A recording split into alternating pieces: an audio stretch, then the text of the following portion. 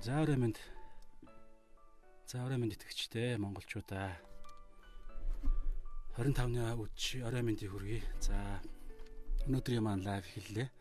За мөн л адил цагаасаа жоохон хоцорсон ч гэсэн эхлүүллээ. Тэгээ та бүгд маань сар шиндээ сайхан шинэлцгээж байна уу гэртээ.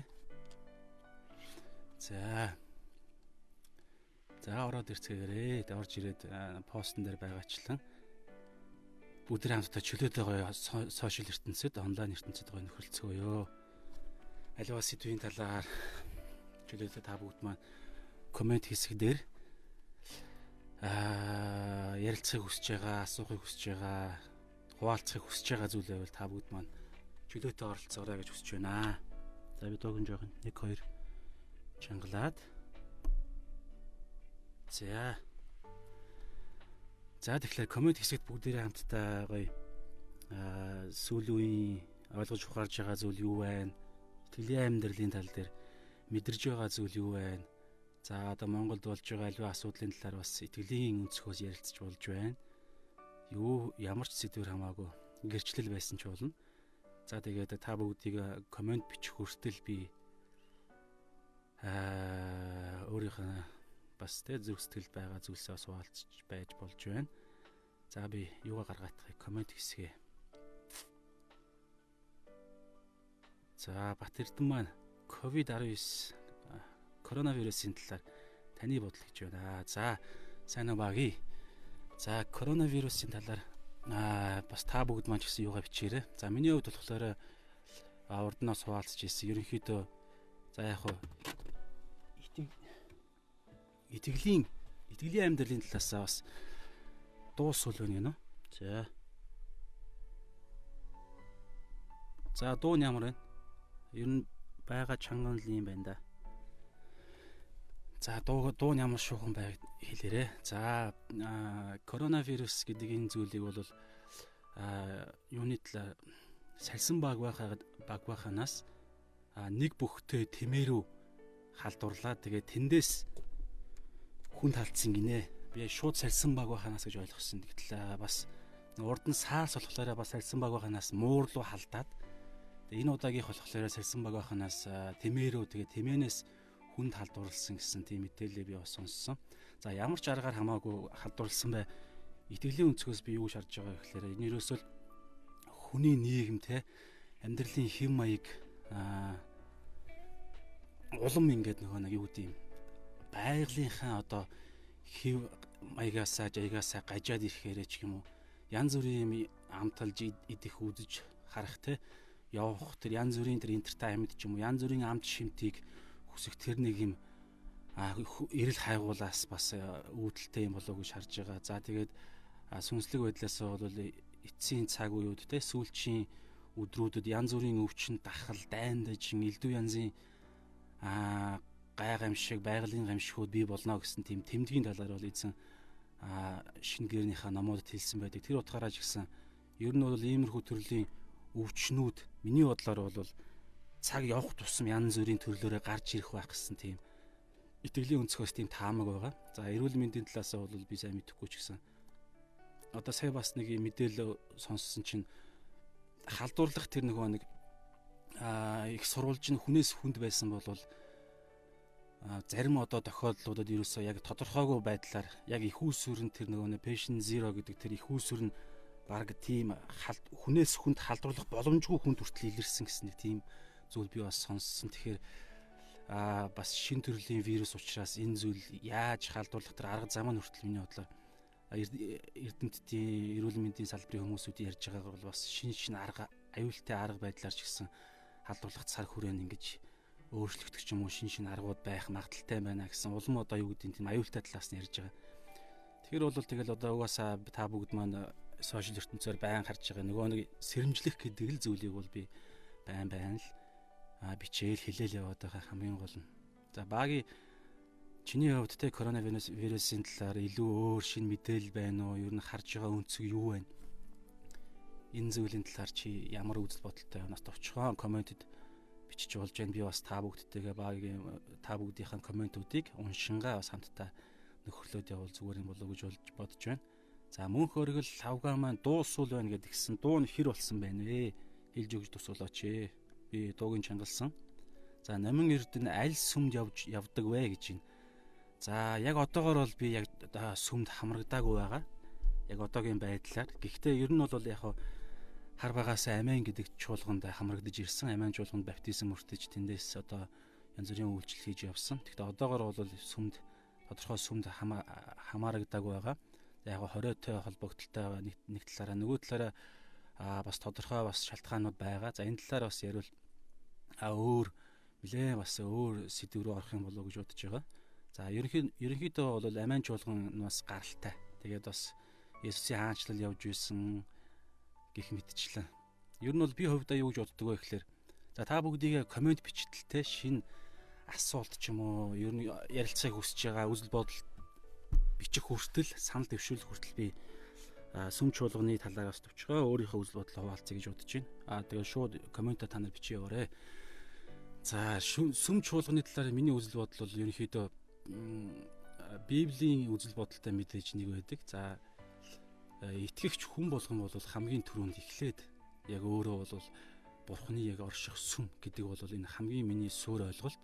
Тэр утгаараа юу хэлэх гээд байна вэ гэхээр альва ямар нэгэн байдлын нөхцөл байдлаас ч юм уу эсвэл бол газар зүйн байршлаас янз бүрийн нөхцөл байдлаас хамаарч сүм чуулганд хамрагдаагүй байсан ч гэсэн итгэгч хүн ерөнхийдөө өөрөө өдөр бүрийнх нь амьдралантай өдөр бүрийнх нь тэр амьдралын одоо юу гэдэг тэр амьдралын хэм маяг нь бол өөрөө сүм чуулганы амьдрал гэж би яг итгэдэг.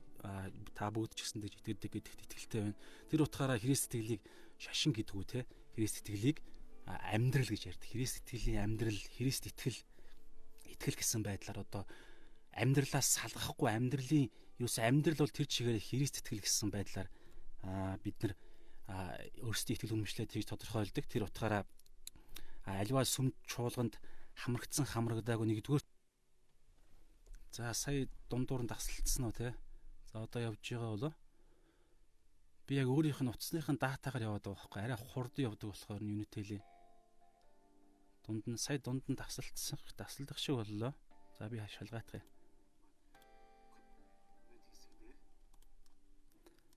За та бүгд мань гоо шинээр орж ирсэн хүмүүс байвал чөлөөтэй юу байвал юуны талаар ярилцсан байна те. Юуны талаар бинтэйгээд бид та бүгд манд хуваалцахыг хүсэж байна, асуухыг хүсэж байгаа зүйл байна уу? Лайвынхаа чанарын талаар бас мэдээллээрээ. За 1 цаг үргэлжлэх байгаа манай лайв. За тасалдаад одоо зүгээр болчихлоо гэж тэгж байна. За явж байгаа бол ашгүй дээ. За тийм байна. Тэгэхээр нэгдүгээр, хоёрдугаар та итгэвч хүн болгон заавал Библиэр шигсэн байгаа те. Альва хамтран цуглахыг умартдаг тэдгэр хүмүүстэй битгий та нар нийлээрэй гэсэн тэр сэрэмжлүүлгийг бас хэлсэн байдаг. Тэгэхээр итгэвч хүн болгон бол зайлшгүй чуулганд Христийн биед чуулганд хамрагдах тийм одоо тийм амьдралын шаардлага байдаг. Итгэлийн амьдралын шаардлага байдаг. Тэгээд чуулган том хаанчлалын өнцгөөс харахад ч гэсэн тийм зүйл байгаа. Тэгэхээр бид нар бол аль болох чуулганд хамрагддаг байх хэрэгтэй. Гэхдээ чуулганд хамрагдаж байгаа зорилго нь бол шашинлаг байдлын те заавал ёстой гэсэн эсвэл бол чуулганд хамрагдахгүй 1-7 хоног болчихоор одоо юу гэдэг нэг гим хийсэн юм шиг те. Эсвэл нэг буруу зүйл хийсэн юм шиг. Тэр утгаараа нэг юм тэр нэг юм шашин энэ дундуур нь ингээд тасалдаад байна. За би юусэн яа да. Wi-Fi-гаар орох гэж үзье да. За ямар ч үсэн орж ижил байх шүү. За сая тасалдчихлаа те. За орж ирсэн хүмүүс маань ерөөсөө та бүгдтэйгээ хамтарч гоё энэ лайв хийхийг хүсэж байгаа шүү хийхийг. Тэгэхээр та ямар нэгэн зүйл санал дэвшүүлээч те. Таны хувьд итгэлийн амьдрал ямар шуухан байна. За сүүлийн үед болж байгаа зүйлсүүдийн талаар те бас итгэлийн амьдралд чуулганууд те бас 20 улсаас гаргасан 20-нд бас хамрагдаад тэгээд та бүгд маань хуваараа гэрээрээ бас мөглөж байгаа. Тэгэхээр таны хувьд ерөнхийдөө ямар итгэлийн амьдрал чинь ямар байна? За хуваалцахыг хүсэж байгаа зүйл байна уу? Гай хамтдаа ярилцаад явбал гоё байна. За түрүүн би тэг яриа явж байгаа. Та бүгдийг коммент бичих хүртэл гээд байгаа шүү би. Тэр хүртэл би ярилцж бай. Ерөнхийдөө бол энэ 2 дахь өдрийн 7 хоног болгоны 19-с 20 цагийн хооронд явагдах эдгээр зүйл маань хамттайгаа ярилцах нөхөрлөх цаг байхыг хүсэж байгаа. Тэгэхээр ямар сэдвийн талаар та бүгд маань сонсохыг хүсэж байна. Бас өөрөө хуваалцахыг хүсэж байгаа зүйлээ бол гоё ярилцаад бичээд яваарай. За сүмж болгоны хувьд ерөнхийдөө тийм байгаа. За би тэгээд анзаарж байгаа бол тий өнгөрсөн ихний лайваас хойш гоё ардталтаа бас гоё жоон чимэг оруулсан байгаа шүү.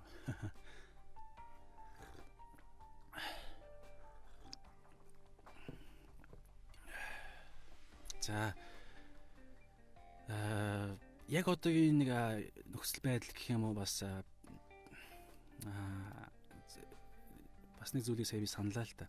Ер нь хардаа чуулганд нөхөрлөлүүд явагддаг тий. Нөхөрлөлүүд явагддаг. Тэгээд тэр үеэр бид нар ингээд ер нь би яг цаг Монгол хүн гэдэг утгаараа бас байж магадгүй нэгдүгээр хоёрдугаарт чуулганы тэр нэг хэм маягт бас маягаас хамаарсан хүмүүсүүд хамаарад бас бие барьдаг ч юм уу нэг тиймэрхүү зүйл анзаардаг юм бол аливаа нөхөрлүүд заримдаа ингээд яг оролцож байгаа хүмүүсүүд маань гоё өөрөө чөлөөтэй ярьж чөлөөтэй үзэл бодлоо илэрхийлж асуух тий аливаа хөндөгдөж байгаа сэдвийн талаар чөлөөтэй үзэл бодлоо илэрхийлэх одоо мэтгэлцэн гэж би бараг хэлэхэд бэлэн байна. Тиймэрхүү нэг мэдээж хэрүүл уруул гэдэг утгаараа биш та яг өөрийнхөө үзэл бодлоо гаргаж ирж ярилцах. Тэгээд нөгөө хүнийхээ үзэл бодлыг өөрийн болгон бас тэ өөрийнхтэйгээ ингэж харьцуулж дэнслэх тийм нөхөрлөлүүд их хэрэгтэй гэж би боддог.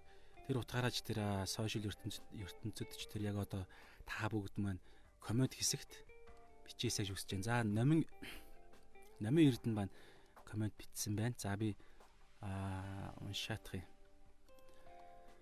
Авралын тухай дараа нь юу гэж бододгоо яриад өгөөрэй гэж байна. За баярлалаа. Нэгдүгürt яагаад баярлж байгаа гэхээр гой үзэл бодлоо асуултаа чөлөөтэй бичиж эхэлж байгаа учраас баярлалаа. За авралын талаар би хувьд өөрийнхөө талаар яриад өөрийнхөө өнцгөөс за аврал гэдэг бол ерөөсөө маш чухал асуулт байгаа тий. Аврал ер нь нарда аврал гэдэг энэ ер нь би ингээ Библи судлахдаа чимээгөө зах хийхдээ Библи судлахдаа үг гэдэг бол альва нэг үг ямар ч улсын ямар ч хэлний үгсийн сандах тухайн нэг үгний утга нь өөрөө маш том маш чухал зүйлийг агуулж идэг. Тэгэхээр аврал гэдэг энэ үгийг та зүгээр л бодоход монгол хэлний итгэгч мөнч вэ биш вэ зүгээр аврал гэдэг үгийг та дангаар нь ингээл задлахад аврах нэг юмнаас аврах гэсэн ойлголт гарч ирж байгаа зү тэ. Тэгэхээр аврал нэг аюул эхлээд байх гэдэг байгаа юм тэ. Тэгэхээр тэр аюулаас аврах гэсэн ойлголт. Тэгэхээр авралын талаар ярихын тулд эхлээд ямар аюул байгаа юм бэ гэдгийг ярьж эхэлж авралын тодорхой болно тэ. Тэгэхээр байш галд байшин шатж байгаа тэр нөхцөл байдлаас бол аврал гэдэг ойлголт юу яригдах вэ гэхээр ерөөсөө дотор нь байгаа тэр нэг хүнийг тэр галаас аварч чөлөөлөх гэсэн ойлголт. За янз бүрийн асуудлууд живж байгаа хүнийг бол уснаас нь татаж гаргах те. Тэгээд нохоонд хөөгдөж байгаа араатанд хөөгдөж байгаа хүн бол тэндээс нь салгаж аюулгүй байдал тэр хүнийг аваачих шиг юм. Тэгэхээр хүмүүсүүдийн хувьд хүн төрөлхтний хувьд аврал гэдэг ийм зүйлийг ярьж байгаа учраас хүн төрөлхтөн бүх хүмүүст хамаарагдж байгаа нэг аюулын талаар ярин тэр нь юу вэ гэхээр ерөөсөө үхэл байгаа. Тэгэхээр яг л бидний төрсөн нь үнэн үхэх нь үнэн гэдэг энэ үхлийг бас шууд утгаараа яриаггүй. Үүний цаана байгаа хоёр дахь Библийн дагуу бол хоёр дахь үхэл гэж байгаа. Тэр үхэл буюу жинхэнэ үхэл гэж байгаа. Жинхэнэ үхэл. Тэгээд хамгийн аимшигтай мөнхөд тэр өдөр бүрийн үхлийн тэр зовлон тэр үхлийн үхлээр өдөр болгон үхэж тэгээд мөнхөд үхэх тийм аимшигтай аюул хүн төрлөختний хүн болгонд байдаг тулгарсан яг хизээ ирэх нь тодорхойгүй хизээ ширж магадгүй тийм аимшигтай аюул байгаа учраас тэндээс аврах гэдэг энэ ойлголтыг бид нар мэдээж ярьдаг. Тэгэхээр тэр юу яригдах вэ гэхээр ерөөсөө тэр аюул нь өөрөө анх хизээ хүн төрлөختөнд яг бий болсон юм бэ гэхээр анханасаа уг нь бол тийм мэдээж байгаагүй те. Анханасаа хүн болгон анханасаа хүн бүтээгдэх те. Одоо юу гэдэг тэр нэг хоёр дахь үхлээр бол үхэхээр бүтээгдээгүй боловч хүн гим нүглээс болж анхны гим нүгэл одоо үүлдэгдсэн тэр цагаас эхлээд гим нүгэлд нь өөрт нь нэг тийм онцлог байдаг. Тэрний үхлээр ямар ч гим нүгэл заавал шийтгэл буюу тэр үхлийн тэр хоёр дахь үхэл буюу галтай тамд галтай нуурт тэгж хоригдож тэгж шийтгэх тийм хувь тавилантай гим нүгэл нөөрөө. Тэгэхээр хүн төрлөختөн гим нүглийг үйлдэх үед тэр шийтгэл рүү ингэж шууд доор нь орж байгаа гэсэн санаа байгаа байхгүй. Тэгэхээр аливаа хүн гим нүгэл үйлддэг л бол ганцхан удаа гим нүгэл үйлдэл одоо юу гэдэг энэ дэлхийгээс явсан байсан ч тэр хүн шууд тамд орох тийм бүр тогтолцоо байгаа даа байхгүй. Тэгэхээр тэр тогтолцоо Есүс ирэхээс ч өмнө ч байсан ерөөсөө хүн төрлөختний суураас анхны гим үйлдэгдсэн цагаас эхлээд байнгын тийм одоо хараалын тэр уналт тэр үхлийн тогтолцоон дотор явж явах үед бурхан тэр хайртай хүн төрлөختөнд таныг намайг биднийг хайрлсан учраас бурхан тэр тогтолцоон донд хууль ёсныхын дагуу зүгээр шууд одоо юу гэдэг хайртай учраас би энэ хүнийг шууд авралаа гэдэг чих юм бол бурхан өөрийнхөө хэлсэн үг нь өөрийг нь нэргээд барьцаалж өөрийг нь буруутгах байгаад байгаа юм. Бурхан өөрөө ариун учраас гим нүгэл болгон шийтгэлд заавал орох ёстой гэдэг тэр өөрийнх нь тэр зарчмыг өөрөө зөрчихгүй тулд яасан бэ гэхээр өөрөө хүн болж ирж байгаа тийм дүр зураг байгаа. Өөрөө хүн болж ирээд тэгээд өөрөө тэр гимтээ тэр үхлийн доор харьяалагдж байгаа тэр нэгэн хуулийн этгээдийн биеэр ирж ийж тэгээд тэндээсээ ямар ч гим нүгэл энэ дэлхий дээр нэг ч гим нүгэл үйлдэхгүйгээр амьдарч байгаад тэгээд гимтэн мэд шийтгүүлнэ гэсэн ойлголт байгаа байхгүй. Тэгэхээр энэ бол ерөөсөө үхэх ёсгүй нэгэн үхснээрээ энэ шууд ямар төлөвт өөрөө тэр хүн буюу Есүс шилжиж байгаа гэхээр дахил болчихж байгаа байхгүй. Хуучин гэрээнээс яг тэр дахилын тогтолцоо гэдэг энэ ойлголт байсан байгаад байгаа юм. За тэгэхээр бол ерөнхийдөө аврал гэдэг энэ зүйлийг ярихын тулд заашгүй гим нүглийн шийтгэл гэдэг энэ зүйл та итгэж л байх юм бол аврал гэдэг юм яригдана. Хэрвээ та тэнийг итгэхгүй бол хичнээн надад ч юм уу тухайн хүнд бид нар сайн мэдээ авралын мөнхийн амьдралын талаар ярьлаа гэх тэр хүн итгэхгүй. Яагаад тэгэхээр шийтгэл аюулд байгаагаа мэдэхгүй хүн тэр хүнийг аврыг ихээр би аврал надад хэрэггүй, би аюулд байхгүй байна. Би аюулда би өртөөгүй байгаа гэж хэлнэ шүү. Тэгэхээр гим нүглийн талаарх ойлголт тэгээд аюулд байгаа эсхийг нь тэр хүнд тодорхой ойлгуулж ийж дараагаар нь тэр аюулаас нь аврах гэдэг энэ сайн мэдээний зүйлс яригддаг. За номын эрдэнэ манай цааш нь бичиж байна те. Чуулгануудад авралын тухай ойлголт нь адилхан ч гэсэн заадаг сургаалууд нь заримдаа зөрөөд байдаг. Тэгсэн ч гэсэн бүгд Деважин явах уу гэж байна. За Деважин гэж Тэнгэрийн улсыг ярьж байгаа мэдээж те. За одоо эндээс хардаа дараагийн авралын сэдвийн талаарх дараагийн төвшин гарч иж байна л. Тэрний өгөхээр мөнхөн улсад Тэнгэрийн улсад намын эрдэнэ маань Деважин гэж бичиж байна те. Тэгэхээр тийшээ хэн явах вэ гэдэг ойлголт. Нэг үгээр хэлэх юм бол хэн аврагдах вэ гэдэг ойлголт. Тэгэхээр одоо номын эрдэнэ маань хэлсэнчлэн те чуулгануудад авралын тухай ойлголт сургаал авралын тухай ойлголт нь адилхан ч гэсэн заадаг сургаалууд нь заримдаа ондоо гэдэг юм. Тэгэхээр энэ ямар ойлголт юм бол ямар ч байсан гэсэн миний ойлгож байгаагаар бол ямар хүн аврагдах вэ гэдэг энэ талаар хэрэг өөр сургаал зааж байгаа бол нэг ер нь бол хардаа Библиэл дээр байгаа. Библиэл дээр аврагдах ганц л арга зам байгаа. Тэр нь юу вэ гэхээр Есүс Христтэй нэгдэх гэсэн ойлголт шүү. За итгэх гэж би шууд одоо юу гэдэг юм нэлээд тийм том зургаар нь хэлэхээс илүүгээр би яг нэгдэх гээд илүү жоохон наривчлаад өөрсөдтэйгээ хамааруулаад хэлчихье. Тэгэхээр Есүс Христтэй нэгдсэн хүн итгэлээр нэгдэнэ л дээ. Тэгэхээр нэгдсэн хүн л аврагдах боломжтой. Зөвхөн Есүс Христтэй тэгж итгэснээр бид нар Есүс Христтэй адилхан амьдрснаар биш шүү. Есүс Христийн яг хэлсэн үг болгоныг нь зайлшгүй дагаж биелүүлснээрээ ч бас биш. Түүний хийсэн бидний төлөө хийж гисэн өнгөрсөн цаг дээр хийж гисэн тэр зүйлд нь итгэснээрээ бид нар ингэж нэгдэх тийм нэгэн процесс байгаа. Тэгэхээр энийг хүртэл маш тодорхой энэ бол зүгээр нэг юм шашинлаг ойлголт биш. Маш тодорхой цаана болдог юм тодорхой процесс байгаад байгаа юм. Үйл явц. Тэрийг нь хүртэл та маш сайн ойлгох хэрэгтэй. Тэгэхээр ийм л ганц арга замаар л аврагдана боломжтой. Гэтэл чуулганууд гэдэг нь би зөв урсгал, буруу урсгал янз янзын зүйлсүүд бас байдаг те. Тэгэхээр номын эрдэнэ маань ямар чуулгануудыг бас хамааруулж ярьж байгаагаас хамаарна. Гэтэ зөв урсгалын буюу одоо юу гэдэг юм яг Библийг дээд ирэх мэдлээ гэж итгэдэг тэдгээр хүмүүсүүдийн талаас ярьж байгаа чуулгануудын хувьд миний бодлоор айхтар зүрхгүй. За арай өөр талаас нь тайлбарлаж өөр хэлбэрээр ярьж магадгүй. Хэрв ярьж байгаа зүйлс нь яг ингээд зөрж явах юм бол тухайн чуулган өөрөө бол энэ буруу урсгалын чуулган байх магадaltaй гэж би хэлэх гээд байна л да. Тэгэхээр аврагдах нэг л арга зам байгаа. Тэр нь Есүс Христийн хийсэн тэр хуулийн дагуу хийсэн тэр нэг ойлголт, Есүс Христийн хийсэн тэр зүйлд нь итгээд тэгээд Есүс Христийг амьдралынхаа эзэн болгож тэгээд Есүс Христийн хийсэн тэр зүйл намайг бүрэн аварсан. Би өөрийнхөө үйлсээрээ аврагдах ямар ч боломжгүй байсан гэдэг тэр үнэн гэл ерөнхийдөө чуулганууд ярьдаг. Гэхдээ ийм зүйл байгаа да. Яаков номон дээр бас те бид нар мэднэ үйлс нь итгэлгүй бол үхмэлээ гэдэг энэ ойлголт. Тэгэхээр Библийн шинэ гэрээний 27 ном те 27 номны номон дээр байгаа тэр Яаков, за Ром, Галат болон нөгөө талдаа Яаков номууд байна. За Еврей ном орохгүй байх те. Тэгэхээр эдгээр ингээд хоорон дээр зөрчилдөд байгаа юм шиг нэг тийм ойлголтууд байдаг гэтэл үгүй байгаа. Аливаа нэг үннийг аль талаас нь харж ярьж байна гэдгээс болж ингэж өөр өнцгөр яригдж байгаа нэг тийм ойлголтууд байгаа шүү. Тэгэхээр чуулганууд бол яг зөв урсгалын Библийг яг тэргүүн дээд ирэх мэдлээ гэж итгэдэг, Библийг зөв тайлахыг хүсэмжилдэг тийм чуулганууд бол авралын талаарх ойлголт нь айхтар зүрхгүй гэж би бодож байна. Гэхдээ аврал бол хүний амьдралд нэг л удаа болж байгаа шүү дээ. Нэг л удаа болж байгаа.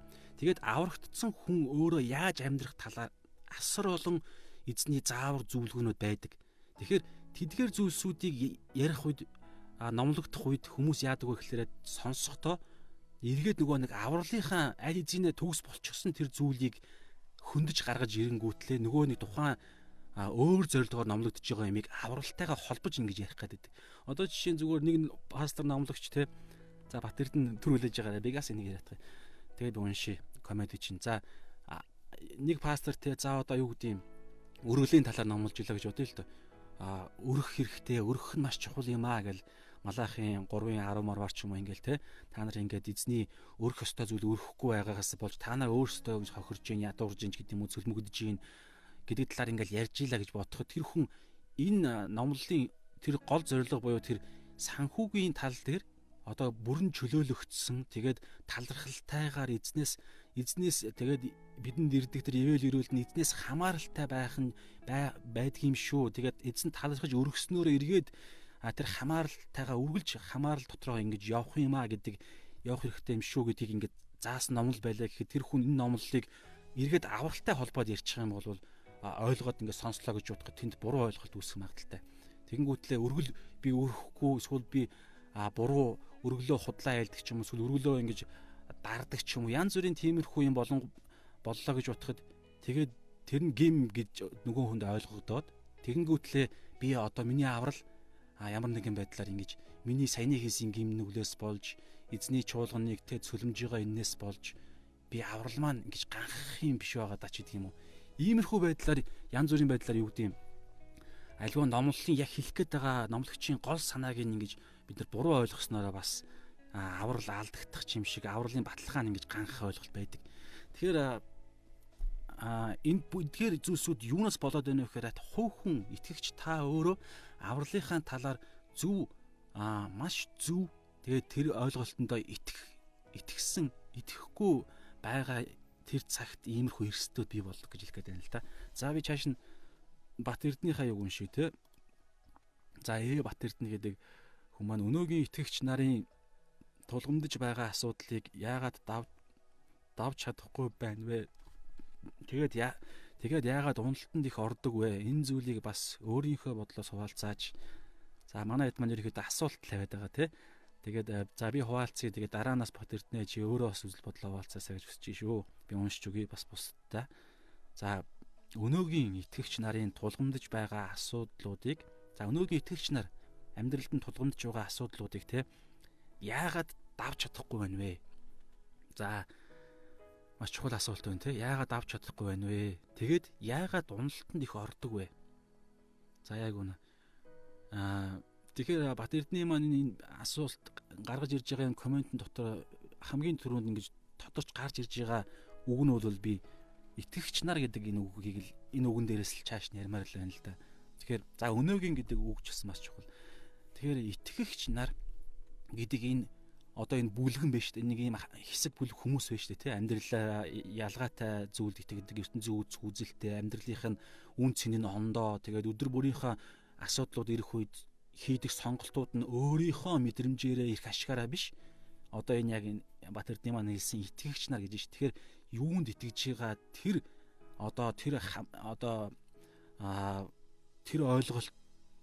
ойлголтонд хамаарч сонголтоо хийдэг ч гэдэг юм уу.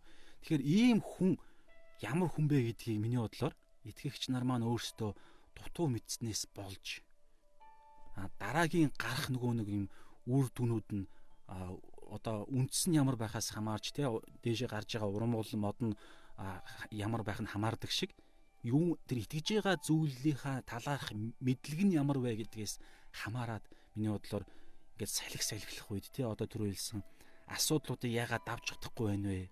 Тэгээд яагаад уналтанд амархан орж ийнэ вэ? Тэгэхээр ерөөсөө яг ингээд ийм эргэлзэж байгаа хүнтэй л адилхан л бид нар итгэгч нар маань бас байгаа. Тийм итгэгч нар маань байгаа. Мэдээж бүгд биш. Гэхдээ масс юм болов гэсэн мэдрэмж байдаг. Тэгэхээр бид нар одоо Библиэр юм байгаа шүү дээ. Антсан дээр гараа тавьчаад тий тэгээ эргэж хардаг хүн болвол Тэнгэрийн хаанчлал тэнцэхгүй гэдэг Есүсийн хэлсэн үг байгаа. Тэгэхээр бид нар ингээд нэг амьдралыг сонгоцсон, нэг зүйлд итгэнэ. Би хоёр хаанчлал байгаа шүү дээ. Тэнгэрийн хаанч, Бурхны хаанчлал, сатааны хаанчлал гэж хэлчихье тий. Тэгэхээр за яг сатааны хаанчлал гэж бас хэлж болно. Тэгэхээр энэ хоёр одоо ийм хаанчлал, хоёр ийм тал дайн тулаанаар ирэх юм бол энэ хоёр талынх нь би аль талд нь байхаа би яг итгэх үедээ тэр үннийг сайн мэдгийг сонсох үедээ би өөрөө сонголтыг хийгээд Бурхны талд орцсон байгаа байхгүй юу? Тэгээ Бурхны талд орно гэдэг чинь тэр Бурхны хаанчлалд орохоор тэр Бурхны хаанчлалын хууль нь ямар юм? Бурхны хаанчлалд орсон хүмүүсүүдийнх нь амьдрал нь ямар юм? Юуг би амьдралынхаа зорилгоо болгож, юуг би эрх ашгаа болгож явах юм? Хүний биед байдаг те махан бие, сүнс сэтгэл гэсэн энэ гурван зүйлийнх нь хэн нь яг эзэн нь байх юм? Хэнийх нь одоо махан биеийн хүсэл эрх ашиг, сүнсний хүсэл эрх ашиг гэж байгаа. Тэгэхээр энэ хоёр эрх ашиг чинь ерөөсөө шууд махан биеийн хүсэл эрх ашиг бол ерөөсөө сатааны хаанчлалд маш их юу гэдгийг хэрэглэгдэх боломжтой тийм нэг юм тал байгаад байгаа юм. Дангаараа хэрвээ энэ махан биеийн хүсэл эрх ашигыг илүү сүнснийхээ хүсэл эрх ашигаас тэргүүнд нь тавьчих юм бол тэгэхээр энийгээ хүртэл мэдээд өдөр болгоныхаа амьдралаа те өөрийгөө хянж дотроо байгаа ариун сүнстэйгээ хамтарж амьдрахыг хүсэх гэх мэтчлэн эдгээр энэ суур ойлголтуудаа тэр хүн өөрөө нэгдүгээрт мэдэх юм уу? Тэгээд мэдсэн ч гэсэн тэр мэдж байгаа зүйлээ би өөрийн болгоод яг миний одоо ингэдэж штэ бид нар альва ингээл хүсэл мөрөөдлөө ярьдаг ч юм уу эсвэл альва ингээл зүйлсийн талаар ярилцах үед бидний дотор итгэж үнэмшдэг зүйлээс бид нар хамаарч бидний юу ярьж байгааг нь ингэж ургаж гарч ирдэг те. Тэгэхээр таны яг зүрхэнд чинь сүнсэнд чинь та яг юунд итгэгч болсон юунд итгэж байгаа юм? Тэр итгэж байгаа зүйлийн талаар та хэр мэдээлэлтэй юм? Одоо үнэн гэсэн үг л дээ. ертөнцийн яг туйлын үннүүд. Тэр үннүүдийн талаар та хэр их зүйл мэдэх вэ? Тэрнээс чи хамаарж ерөнхийдөө энэ асуудлуудыг давж чадахгүй байна. Тэгээд уналтанд ороод байна гэсэн үг. Ерөөсөө тулаанд орох үед та гартаа байгаа сэлмээрээ ямар үед нь хамгаалахын, ямар үед нь одоо юу гэдгийг эсэхин, ямар үед нь шууд дүрхийн гэх мэтчлэн янз бүрийн чадваруудыг та суралцаагүй байх юм бол та яалтчгүй тулаанд орох үед уналтанд ороод байгаа юм. Тэгээд асуудлуудыг давж гарч чадахгүй бууж өгöd байгаа юм. Гэхдээ хичнээн бууж өгсөн ч гэсэн эзний аврал бол ерөөсөө ярихдаггүй гэж би дахин хэлхийг хүсэж байна. За чиний хувьд Бат Эрдэнэ те энэ тал дээр өөр үзэл бодолтой байдгүй нэмэх зүйл юу вэ те бас товчхон бичиж болно шүү. За номын Эрдэнэ маань юуг бүгдээ хамтдаа уншия. За би та бүгдээ уншиж сонирхолъё. За Илч Паул Үйлс номон дээр гардагчлан маш олон газар очиж сайн мэдээ тараадаг. Есүс ч гэсэн Библиэлд ертөнцийн төгсгөл хүртэл сайн мэдээ түгээ гэж бичигдсэн байдаг. Тэгвэл өнөө үед сайн мэдээг яаж тараадаг вэ? Тараах хэрэгтэй гэж боддог вэ?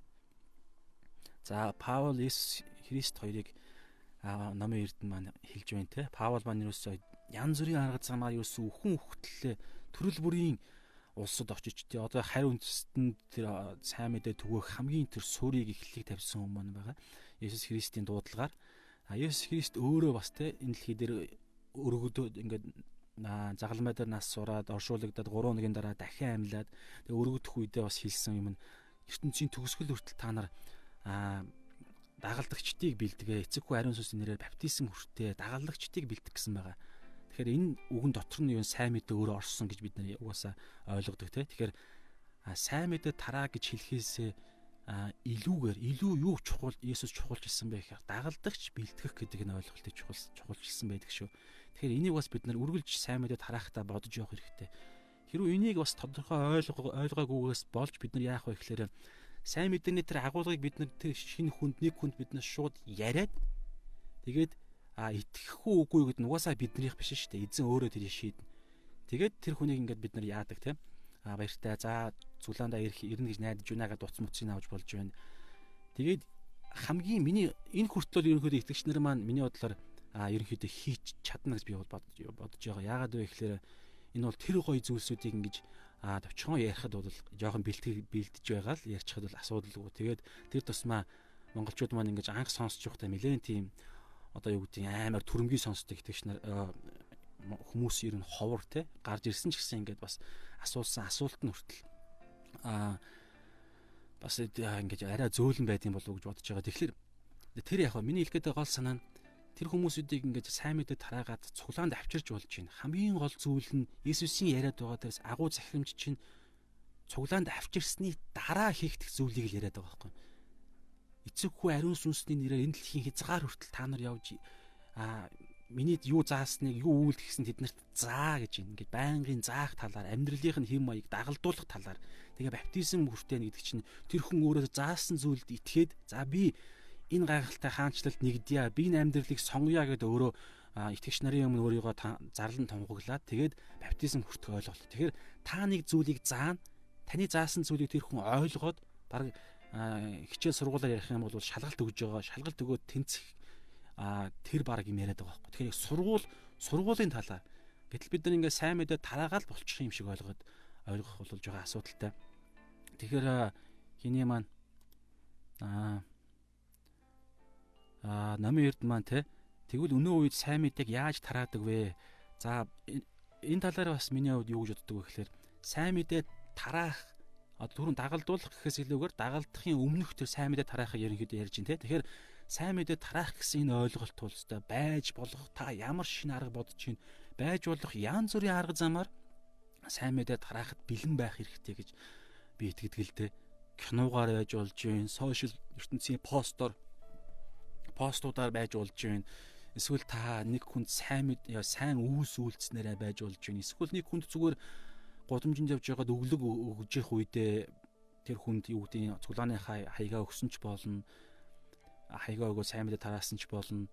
Эсвэл бол хэрв таны ажлын талбар бусдад нөлөөлөх хэмжээний тийм ажил байх юм бол мэдээж хууль ёсныхаа дагуу яг хуулийн этгээд насан турш хүмүүсүүдэд ингэж өөрийнхөө итгэлийн талаар ингэж ярилцах танилцуулах маягаар.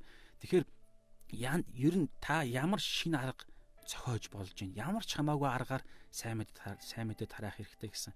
Тэгэхээр альва ямар ч аргаар сайн мэдээ тараагдсан ч миний бодлоор нэг зүйл дээр л буу. Тэрний юу гэхээр үгэн дээр ихгүй юу? Үгэн дээр сайн мэдээ буюу тэр цаар нь авралын тэр үйл явдал тэр процесс түрүүн би бас ярьсан те.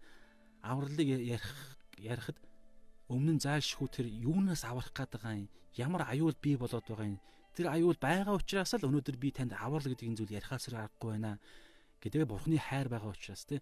Тэгэхээр эдгээр зүйлсүүдийг бид нэр өөрөө маш сайн ойлгоод тэгээд тэр талаараа яг ингээд ямар нэгэн хэлбэрээр арга замаар ярьсан ч гэсэн эцэстээ яг гол юмаа бид нэр яг үгээрээ л зайлшгүй ярьж таарад байгаа.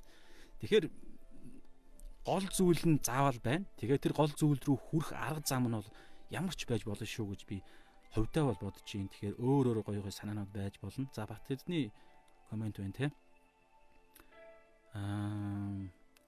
За баярлалаа. Миний бодлоор бол итгэгч нар нөгөө асуудал гарч ирэхэд илүү бурхан руу харж найдаж чаддаг болоод бас тэгж давж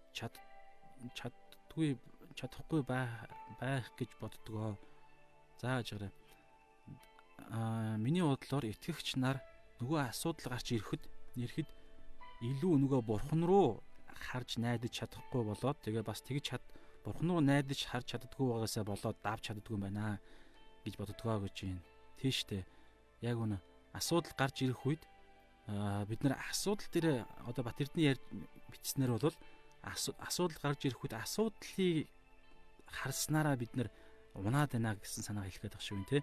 Харин бид нар бурхан руу харах юм бол нөгөө асуудлаас илүү том бурхан руу харж чадах юм бол бид нар тэр асуудлыг даван гарч чаднаа гэдэг юм хэлж байгаа шүү. За цаашны энэ комментэн дээр юу гэж байгаа гэхээр альва хэцүү үеуд гарахад бурханд даатгаж чадахгүй байгаагаас чадахгүй байгаад бас ундаг юм билүү болоо гэж бас бодож байна.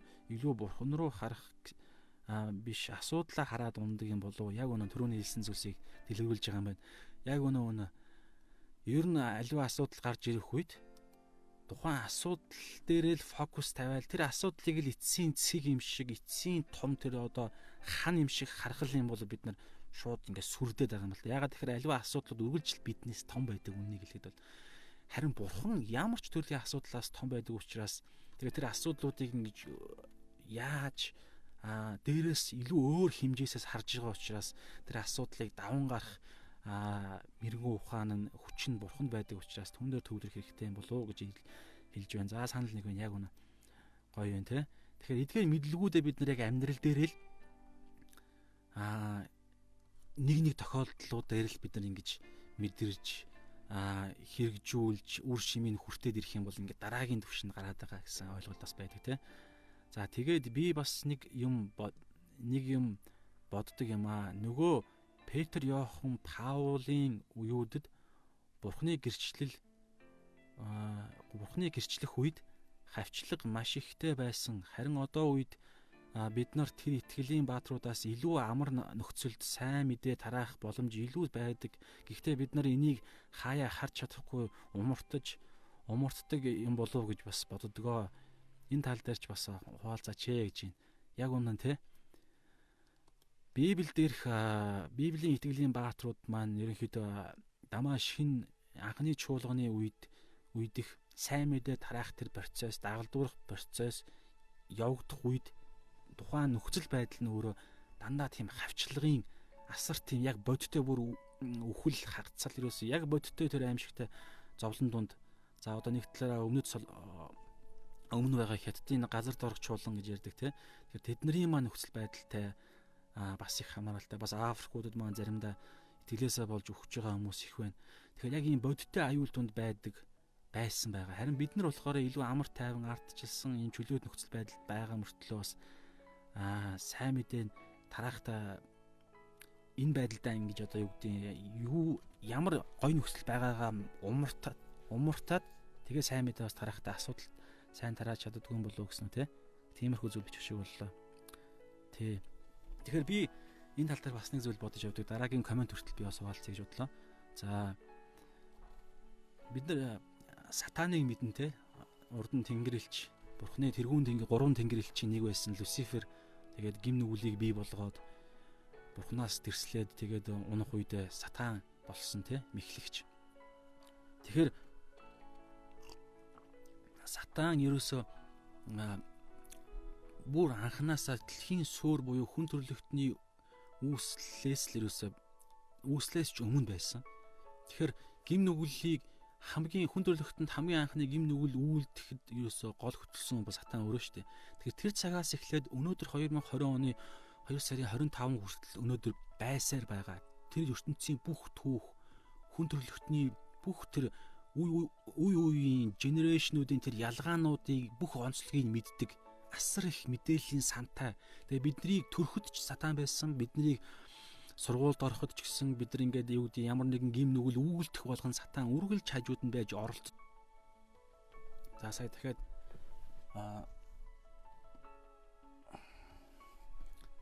пауз хийгдчихлээ. За сая тасалдсан одоо явж байгаа болов.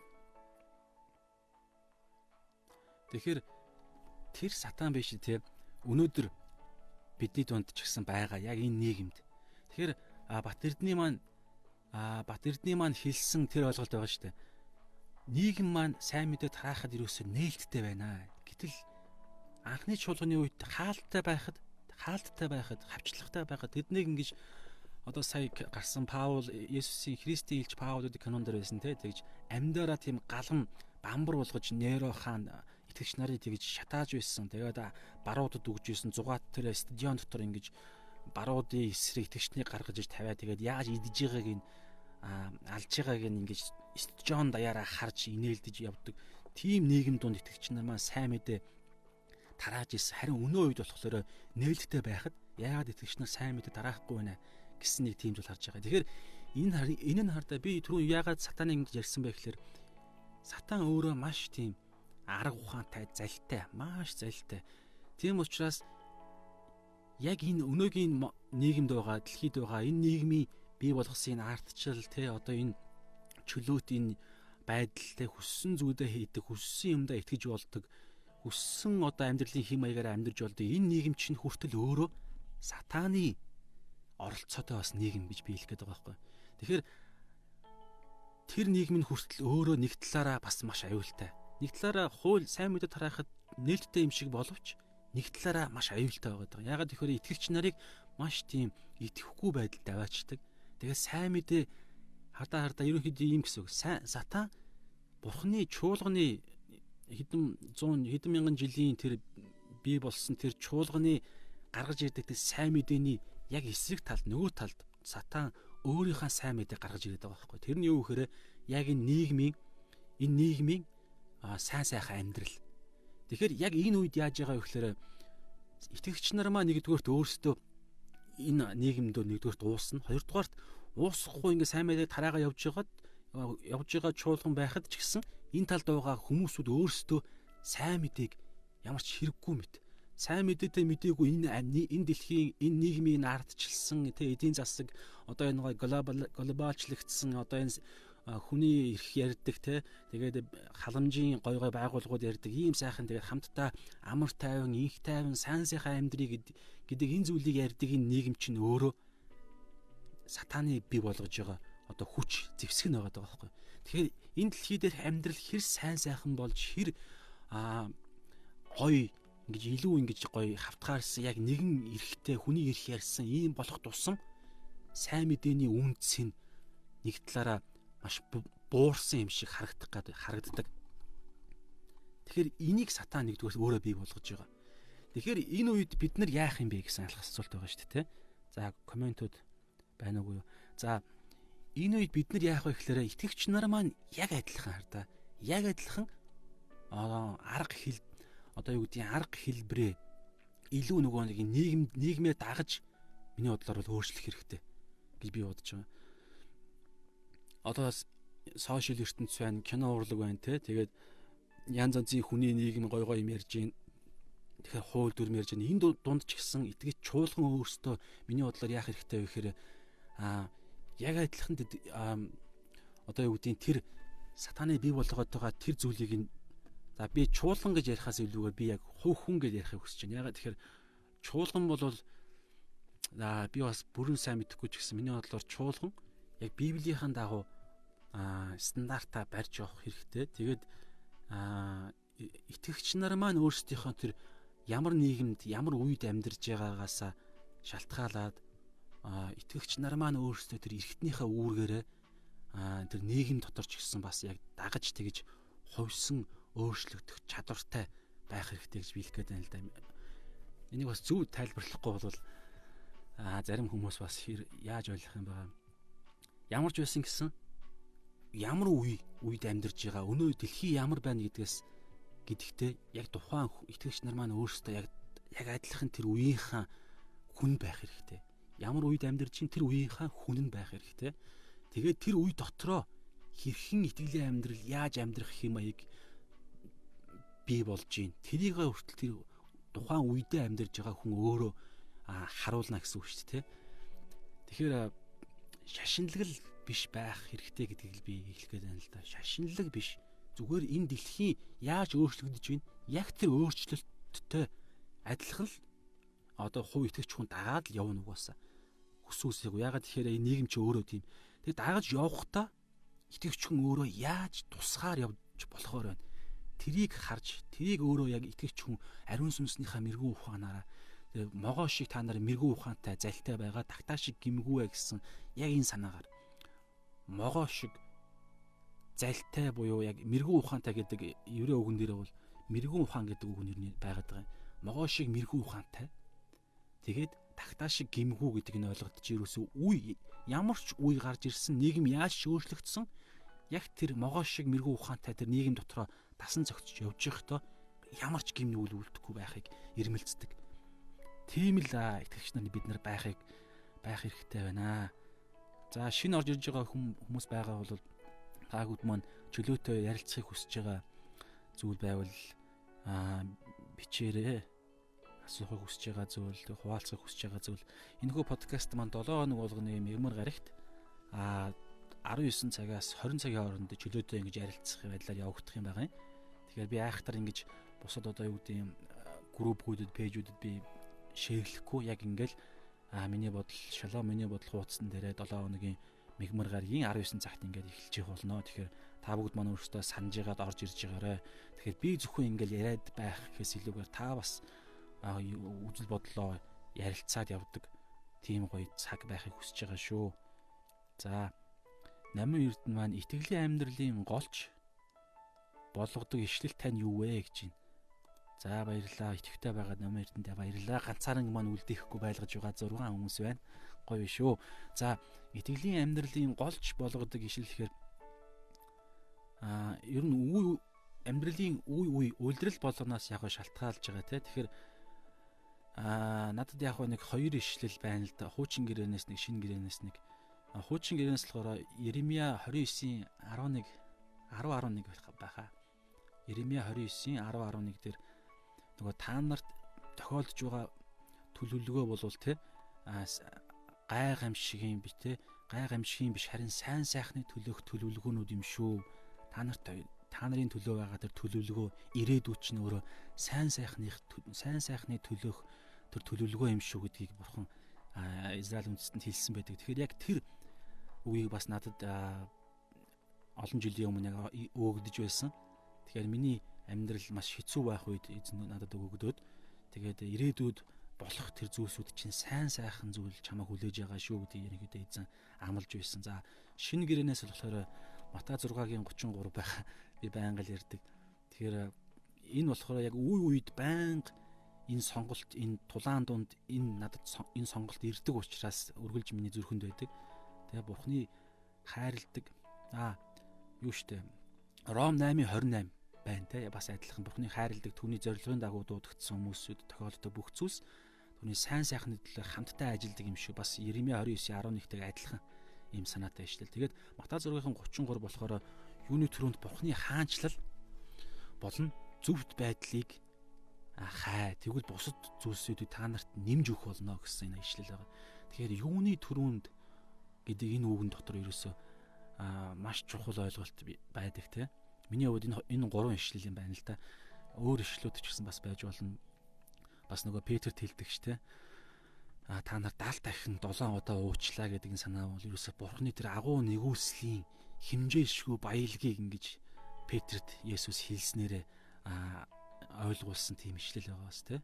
Тэгэхээр Матай 6-гийн 33 дээр болохоор өнөөдөр таны амьдралд яг түрүүн Бат-Эрдэнэ маань ч гэсэн хэлсэн те уналт асуудлууд байнга ирж байна. Бас Намын Эрдэнэ ч гэсэн өөрөө хэлсэн те сайн мэдээ тараахын асуудлууд бас байна. Тараахгүй байгаа асуудлууд байна. Тэгэхээр эдгээр асуудал янз бүрийн асуудал байж болно таны амьдралд. Өвчин зовлон одоо энэ коронавирус ч юм уу. Тэгэхээр янз бүрийн энэ асуудал зовчин зовлон дунд бид нар юуны төрөнд гэж байгаа штэ. Бурхны хаанчлал болон зөвхт байдлыг ирж хаа. Тэгэхээр Бурхны хаанчлал гэдэг чинь өөрөө юу юм? Бурхны хаанчлал гэдэг чинь өөрөө тэр бидний эрх ашиг биш. Бурхны эрх ашиг. Библийн одоо юу гэдгийг тэр заадаг эрх ашиг. Бурхны хууль, Бурхны харьяат иргэн, Бурхны тэр халахвч нөмөр нөөлөг. Тэгэхээр тэр зүйл дотор тэр нэгүсэл хайрын дотор бид нар юуны төрөнд орохыг хамгийн гол зорилгоо өнөөдөр эрүүл байхыг хүсгээс илүүгээр баян затгалан амьдрахыг одоо амар тайван амьдрахыг те одоо амьдрал тань хүсдэг зүйл юу байна? одоо сайн сайхан амьдрал те идэж уух зүйл, байр, санган шатны хэрэгцээнүүд байна те. Хайртай хүнтэйгээ одоо хайр сэтгэлээ илэрхийлээд хамтдаа сайхан амьдрын жаргах, үр хөвгттэй болох. Эдгээр янз бүрийн хүслүүд байгаа. Эдгээр хүслүүдээс илүүгээр тэр мөнхийн эрх ашиг, тэр мөнхийн сайн сайхан зүйлс, мөнхийн хайртай хүмүүстэйгээ хамтдаа мөнхөд амьдрах. Тэгээ бурхны тэр хууль дүрм, бурхны тэр гоё эрх ашигыг өнөөдөр энэ дэлхий дээр амьдрахтаас үн цэнэ болгон амьдрах. Тэдгээр зүйлийг та эхлээд нэгдүгээрт бодж явах юм бол бас хоёрдугаарт зөвхт байдал гэж байгаа. Би өнөөдөр яавал би энэ дэлхий дээр бурхны гэрэл давсан болж те Есүсийг одоо нарыг өөртөө ойлгоод хүлээн аваад тэгээд ойлгоод дэлхийд ингэж нарыг гэрэлтүүлснээрээ шүн ингэж сар гэрэлтдэг штэ. Яг тэрнтэй адилхан энэ харанхуй бүдүүлэг, харанхуй энэ аимшигтай өвчин зовлонтой аимшигтай энэ үед би өнөөдөр яавал зөв комент бичиж, зөв пост бичиж те аливаа асуудлыг зөвөөр харж зөв гэхээс илүүгээр түрүүний бурхны хаанчлалын талаас. Тэгэхээр бурхны хаанчлалын талаас ингэж аливаа зүйлсийг сонгож ярьж өөртөө хүлээн авч байгаа энэ хандлага, энэ зүйлс чи өөрөөсөө зөв хандлага байгаа байхгүй. Тэгэхээр ингэж явах юм бол бусад зүйлсийг, хэрэгтэй зүйлсийг чинь та нарт нэмж өгнө гэсэн санаа тийм байгаад байгаа юм. Гэхдээ Бурхны хаанчлалын төлөө явж байгаа ч өөрөө дунд нь хөдөлмөрлөх энэ процесс явагдаж байгаа шүү. Бас зөвхт байна. Өнөөдөр хөдөлмөрлөх мөнгөний төлөө одоо юу гэдгийг анхан шатныхаа хэрэгцээний төлөө, өөрийнхөө хэрэгцээнийхаа төлөө өөрөө хөдөлмөрлөж ажил хийх хөдөлмөр эрхлэх чинь өөрөө зөв ойлголт байхгүй. Энэ хаанчлалын дагуу ойлголт. Паул ч хэлсэн байдаг те. Бүтэн цагийн өөрчлөгчийн мөртлөө би майхан барьж та нарыг зоохгүй, та нарыг илүү дарамт болгохгүй тул би уг нь та нараас өргөл авах ёстой мөртлөө би өөрөө өөрийнхөө хэрэгцээг өөрөө хангаад явахыг би сонгоо явж гинэ гэдгийг мэдчихлээ. Энэ ойлголт энэ Бурхны хаанчлал болон зөвхт байдлын ирж хай гэдэг дотор чи өөрөө тэр хөдөлмөрлөх тэгээ тэр асуудлуудыг даван гарахын тулд өөрөө эрэл хайгуул хийж байгаа зүйл чинь байгаа. Харин дээр нь нэмээд Матай 6:33 дээр хэлж байгаа та нарт нэмж та нарт өгнө гэдэг энэ ойлголт чинь та нарын зориод өөрийнхөө тэр Паул жишээнтэй майхан хийж өөрийнхөө анхан шатны хэрэгцээг хангахгаа явж байгаа тэр процессын дунд чинь нэмж өгнө буюу та нар бид нар өөрсдийнхөө хэрэгцээний төлөө ингэж хөдөлмөрлж их үед дээр нь нэмээд эзэн бидний тэр харсан зүйлээс давуулаад эзэн ивэл өрөөл тэр харсан зүйлийг чинь давуулж тухайн тэр зорилгыг чинь эзэн ингэж бүр нэмж өгнө. Бидний төсөөлөжгүй зүйлийг хүртэл та нарт нэмж өгнө гэж байгаа. Тэрнээс биш зарим хүмүүс Матай 6:33-ыг бас буруу ойлгодог тийм. Одоо чуулгандаа үйлчлээл тэгээд сайн мэдээгээ тараагаад гэдэг юм уу ингээд нэг юм шашинлаг юм хийгээд явж хагаад эзэн хоолыг бэлдэн байрыг нь ирээдүйд байрыг ингээд бэлдэж байгаа ч гэдэг юм нэг тийм ойлголтыг шууд бас хэлэхгүй байгаа. Гэхдээ энэ дунд үргэлж тухайн хүний юу бодож ийн ямар хандлага тээж байгааг хүн мэдэх боломжгүй шүү. Тийм учраас эзэн өөрөө бол мэдж байгаа. Тэр хүн чуулгандаа бүтэн цагаар үйлчлээд ямар нэгэн хөдөлмөр хийхгүй мэд харагдаж байгаа ч гэсэн тэр үйлчлэл чинь өөрөө хөдөлмөр байгаа байхгүй. Тэгэхээр миний хэлэх гээд байгаа санаа бол яг тэр хүний зүрхэнд хамгийн чухал зүйл гэдэг юм аа л тэгээд явж байгаа цагт эзэн бол нэмж өгнө гэсэн ойлголт. За миний хувьд Номын Эрдэнэ чиний хувьд ямар ишил байна? Та бүгд манаас өөрсдөө хуваалцааж Номын Эрдэнэний хувьд ямар ишлэл зүрхэнд нь илүү ойрхон байдаг вэ? Шууд дуртай ишлэлээ хуваалцааж гэхэд л шууд хэлэхэд бэлэн тийм ишлэл. За Томог нь марцсан байсан ч болно шүү. Ямар ишлэл байна хуваалцааж. За ерөнхийдөө манай цаг маань ч гэсэн өндөрлж байгаа юм дуусах төгсөж байгаа юм байна. Бараг болцсон юм байна. Тэгэхээр маш хурдтай явагдаж байна те. 1 цаг бол үнэхээр хурд явагддаг юм байна. За тэгэхээр дараагийн мегмар гарагт бас энэ цагтаа би яг эхэлнэ. Тэгэхээр дараагийн мегмар гарагт хамт байгаасаа гэж хүсэж байна. За Номын Эрдэнэ маань 1-р Коринт 15-ын 58, Үлс 16-гийн 31-ийг гаргаж ирсэн байна. За бүгдээрээ хамт би бас хайгаадах юм. Би бол чийж мэдэхгүй юм байна. Номын Эрдэнэ мэдчихээ бол бичээрэй. Би бас хайж хэн хурдны хайгаа үзэх үү. 1-р Коринт 15-ын 58 гинэ. 1-р Коринт 15-ын 1-р Коринт 15-ын За би 1-р номын эрдний дуртай ишлэл 2 ишлэлийн нэг нь уншия. 1-р Коринт 15-ын 58. За ингэж байна. Хамгийн сүүлийн ишлэл байна. Тиймээс хайрт ах トゥ нар минь та нарын зүдэл зүтгэл эзэн дотор хоосон биш гэдгийг мэдж тууштай байж гуйвж дайвалгүй эзний үйл хэрэгээр үргэлж бэлгэж бай. Гоё ишлэл байна те. Бас ер нь агаар нэгэн ишлэл шүү. Яг түрүүний хэлсэн ишлүүдтэй. Тиймээс ах トゥ нар минь итгэгч нартай хандж хэлж байна те. Ах トゥ нар минь та нарын зүдэл зүтгэл эзэн дотор хоосон биш гэдгийг мэдж тууштай байгаарай гэж байна. Тэгэхээр бидний эзний хаанч Бухны хаанчлалын төлөө зүдэн зүтгэж хөдөлмөрлж байгаа энэ зүйл чинь хоосон биш шүү. Хоосон биш шүү гэдгийг Паул хэлж байна те. Тэм учраас тууштай байгаарай. Энэ хоосон биш гэдгийг өөрөөсөө бүр мэдж итгэж амталцсан байгаарай. Тэгээд гуйвж дайвалгүй. Гуйвж дайвах гэдэг нь ойлголт те. Заримдаа хоосон юм шиг мэдрэмж төрн, заримдаа үнэхээр хоосон гэдэг нь баг харагдаад ирнэ. Тийм хүртэл уууд ирнэ. Тэр үед ч гэсэн гуйвж дайвахгүй. Энэ бол хоосон биш гэдэгтээ итгэж. Тэгээ эзний үйл хэрэгээр үргэлж бэлхэж байгаарай. Эзний төлөөх гэсэн тэр хөдөлмөрлөх тэр үйлчлэх тэр шинийг санаачлах тэр үйл хэрэгээр үргэлж бэлхэн байгаарай. Үргэлж завгүй байгаарай. Хаанчлалын төлөө үргэлж шинийг санаж сэтгэж хийж яваарай. Гэж юм те. За 2-дугаарт нь Үйлс 16-гийн 31-ийг гаргаад хэзээ мөрөө. Тэгээд баг өнөөдрийн юу маань лайв маань өндөрлөх юм шиг байна. Үйлс 16-гийн 31 16-гийн 31 Тэд эзэн Есүс итгэх түн чи болон гэрийн чинь аврагдана гэсэн эзний гайхалтай амлалтыг намын эрдэнэ маань дуртай ишлэлээ болгожээ. За эзэн Есүст намын эрдэнэ бид бүгд итгэх түн яг итгэж амьдраарай. Тэгхийн бол чи өөрөө тэгээ гэрийнхэн чинь аврагдана гэсэн энэ гайхалтай амлалт иш үзүүлэлгийг эзэн дагалдагч нараараа дамжуулан энэ дэлхийн ертөнцид тунхагласан тунхаглал байна.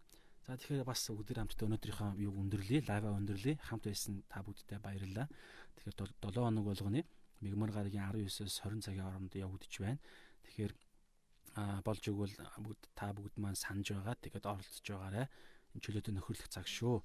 За дараагийн лайваар дахин уулзтлаа баяртай. Тэгээ Үйлс 16-гийн 31-ийн ишлэлийг бас та бүгдтэйгээ дахин хэлээд эзэн Есүст итгэх түн чи болон гэрийнхэн чинь аврагдана гэсэн энэ гайхалтай амлалтыг эзэн та бүгдэд хэлсэн учраас бид нар эзэн нэгэн цагт гэр бүлээрээ гайхалтай энэ гайхалтай мөнхийн хөв тавилан дотроо хамтдаа жарган амьдрах энэ гайхалтай өдрийг хүртэл өдөр болгон эзний төлөөх тэр үйлсээрээ түрүүн 1-р Коринт 15-58 дээр байсанчлан завгүй хаанчлалын төлөө ирч хүчтэй амьдрцгаая. Заашаалаа дахин уулзтлаа. Дараагийн дугаараа дахин уулзтлаа. Түр баяртай.